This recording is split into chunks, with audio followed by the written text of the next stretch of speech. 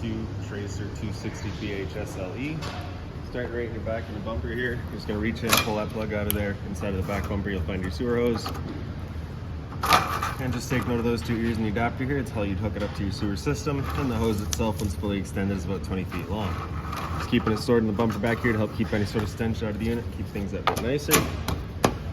In this corner, as well as in each corner of the trailer, you got a stabilizer jack. All they do is run down, contact the ground, give it another turn or so just to firm it up, and that'll get rid of any sort of bounce or sway that you see you got in the unit right now, just to keep things firm while you're out camping.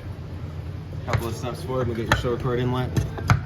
So as you pop that open, there's a little notch in the bottom corner. It's going to line up with that notch there.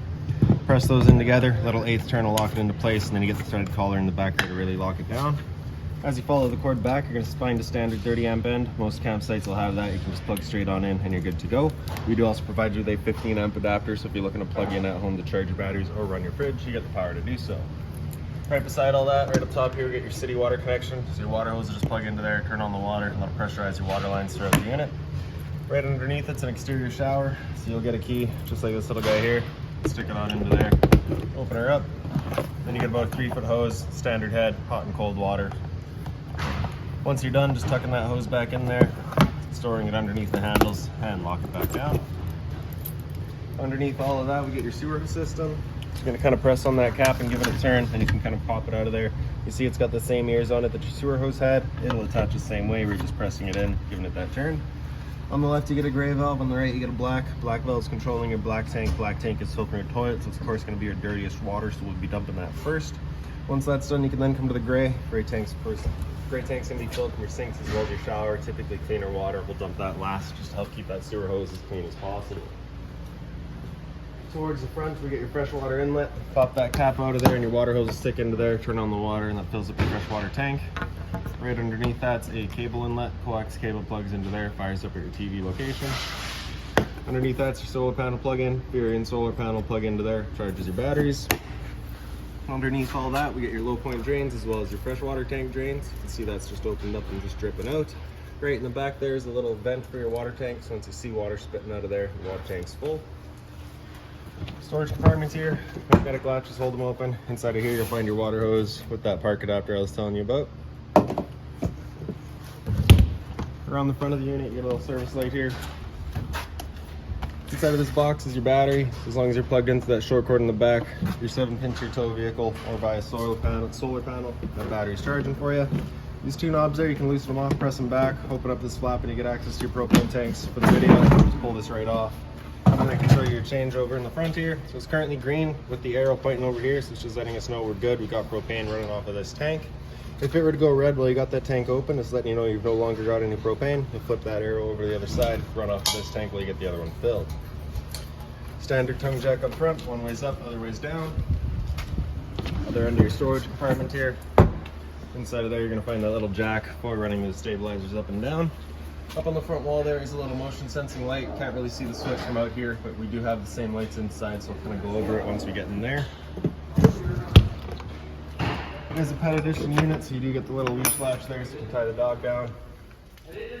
GFI protected outlets. The furnace back here as well, so if you're ever running your furnace, just remember that does get hot, so you just want to make sure it's not blocked off. Straight up from there you'll find your 2 exterior speakers. They do have little blue lights inside of them as well. Another little storage compartment back here. And then in the back of the unit you get your hot water tank. So that keyway there, you're just going to line that up and you can pop it on open. All your controls for firing it up are just inside the unit. Before turning it on with either source though, you just want to hit this relief valve there. You should get some water coming out. If you're not getting any water out, there's a chance that it's empty, so you just want to make sure it's full before firing it up, just so you're not running the risk of burning out your elements. Once you're done, just locking it back down with the keyway. Then you get your spare tire. Straight up from there, you'll find a pre-wired mount for a rear view or observation camera. So I'll make our way inside of the unit. Your assist handle here just up 90 degrees and it pops into place, and we can open up our door. The door's on a friction hinge, so just kind of sit where you leave it. I will point out though, if you've got it wide open, it contacts that awning arm. So if you're going to be running your awning, you want your door at about 90 degrees or so. For your steps, you're just going to grab this handle, pull it straight on out, flip that last step over, and then we can step inside. First things first is right on the left there, you get your fire extinguisher. That's standard, pull the pin, point and shoot. Right beside that, some storage right underneath the sink here. Just being mindful of your drains and your water lines there. Up from there, you get your light switches. The one on the right there does your awning light. The one in the center does a little blue light inside of your speakers. And the one on the left there does your interior lights. Kind of right above our heads, we've got that motion sensing light I was talking about. So you can see the switch over here, you got a 1, that's just on, so single function. On the right, you get the 2, that's dual function. That's where it'll use motion sensing. So no motion, it'll turn itself off after a minute. Once it senses motion again, it'll turn itself back on. Down on the bottom, we get your slide switch. You press and hold out, and that slide will make its way out. Once that slide's fully extended, we're just going to hear some clicks from the motors letting us know they've reached their stall.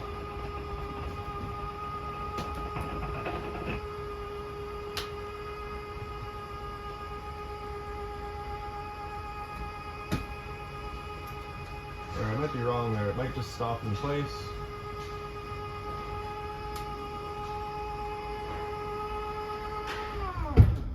Yep, there we go. Awning's right beside it. Press and hold out and your awning will make its way out. Once that awning's fully extended, we're going to see a little black flap as well as the black of the metal tube. Once you see those, you're going to stop. If you're to continue extending, it can actually wind itself up backwards, in which case the fabric will be underneath the tube, allowing it to then hold water, accelerating the growth of mold and mildew.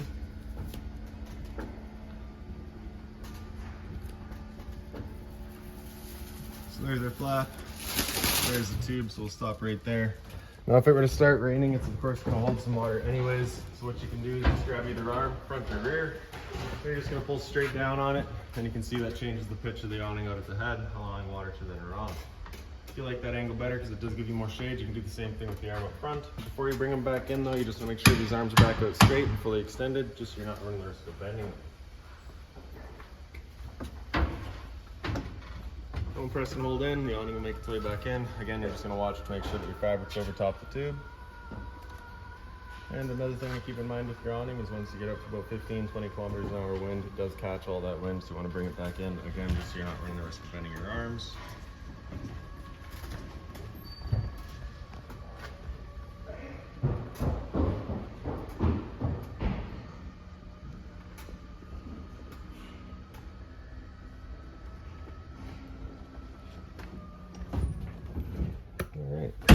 Light switch right beside us here. It is your front bedroom.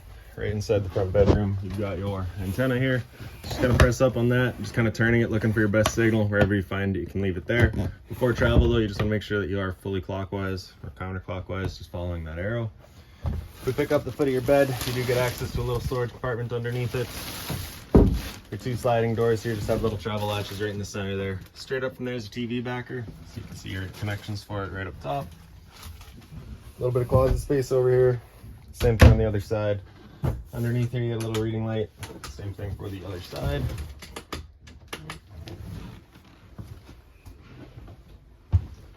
Over on this side, you get your emergency exit. So just pulling that red tab to get rid of the screen. Take this handle here, throw it outside, hop on out.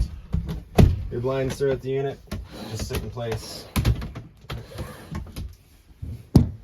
Entertainment area in front, so TV backer there. Power outlets right beside it, and then you get your cable and satellite outlet up top, antenna outlet in the bottom. Turning your antenna on is just that little button there. You get that green light just confirming it is turned on. AV connections so you can get your kind of surround sound through the sound bar here.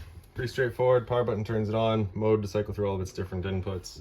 Select to get into your settings, volume controls on the side. Zone 1 is the sound bar itself, zone 2 is your outside set of speakers. Storage down below, and back up beside it all.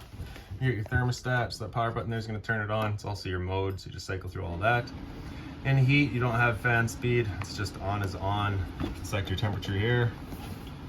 And once that furnace is going, it's moving all of its air through all the little black portals that we have throughout the units. Hit mode again after heat, it'll come down into fan. At this point, it's just going to be running the fan, just moving some air around for you. So you can select your high or low speed there. After that, it comes down into dry, so it's not really trying to cool the unit, it's just kind of getting rid of any sort of humidity. It'll run that low fan and just trying to dry it out. Up into cool, that's where it'll actually start cooling you off. So here you can select your auto, low or high. And then of course your temperature there. Once you're done, press and hold the power button, and that'll turn it off. With your air conditioner going, you've got 2 different options. You can have this louver here closed, in which case we'll be using all of our ceiling ducting to move the air. Or you can open it up, and it'll just dump all of its air into the living room here. So when you first get out to your campsite, you want it open, cool off the living area as quickly as possible, then close it off to start moving the air throughout. Straight down the wall from there, you're gonna find your LP detector. Propane's heavier than air, it sits on the floor. That guy detects it, starts going off just like a smoke detector would. Straight up from there is the smoke detector itself.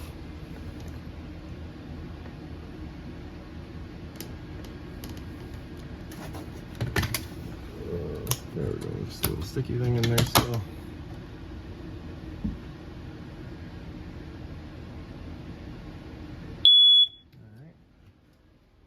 On the slide out, hit the little light up top there.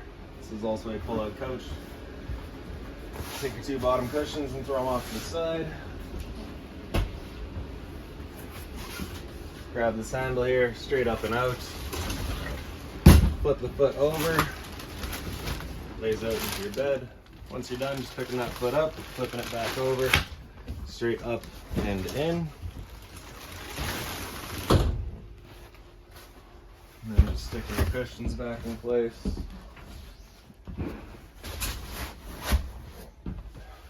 In the dinette, light switch is just on the side there. You can see it's currently set up as the dinette. If you were to take the tabletop and wiggle it up and out of its legs, the legs will then wiggle out of their bases. The table will then sit onto this ledge, as well as this ledge here. Take your back cushions still in the center to create another bed. In the kitchen, you get some storage up top here. And here you're gonna find that binder. That binder's got all of your owner's manuals, any remotes, any keys, anything like that for the unit you'll find in there. Underneath it's a little light. Hot and cold water at the sink, of course. Bit of storage underneath it. Again, mindful of those drains and water lines. Some drawer space here.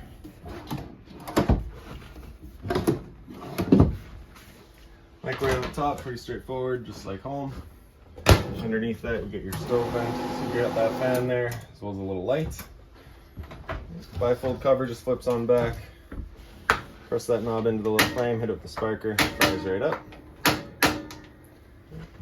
Once you're done, turning it to off, letting it cool down, then just closing it up.